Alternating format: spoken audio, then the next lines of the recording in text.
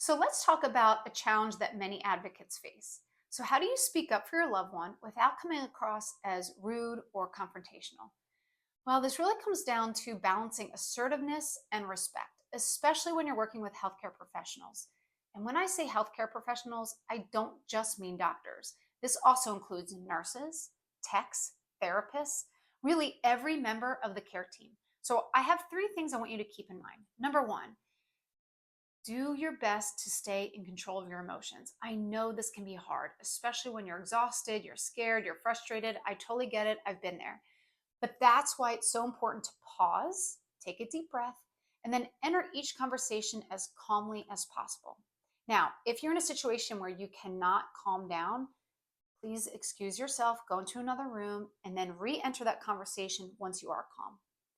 And if you feel like you're entering a conversation where there's going to be conflict, well, in a future video, I'm going to share with you a technique that'll help you deal with that professionally and calmly.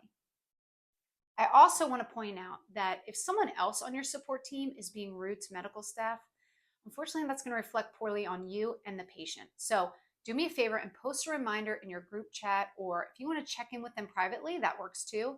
But respect should be a part of your entire team's mindset. All right, tip number two. As long as your loved one has given you this permission, you do have the right to ask the healthcare provider questions.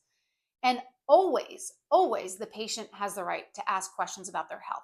Advocacy isn't about being silent, it's about asking poignant, smart questions.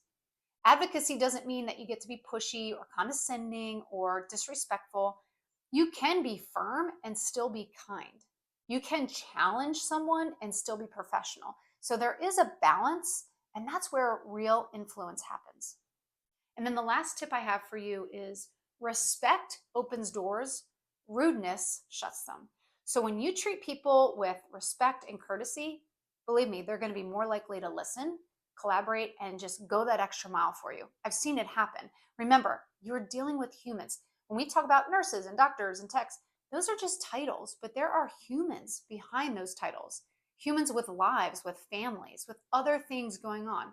And I've had some healthcare providers admit to me that those patients or advocates who've been rude to them or aggressive, they just don't get their full attention. So we don't want that to be the impact or the result for your loved one, right? So when I think about advocating powerfully, it doesn't mean being aggressive. It does mean being assertive. And there's a difference. Being aggressive is being rude. Being assertive is about not being afraid to speak up. It means coming in prepared and then being respectful, and even when your emotions are running high. So, the main takeaway from this video is be assertive and respectful, and you'll get the results that you want, and you'll get your loved one the care that they deserve. You got this. See you in the next video.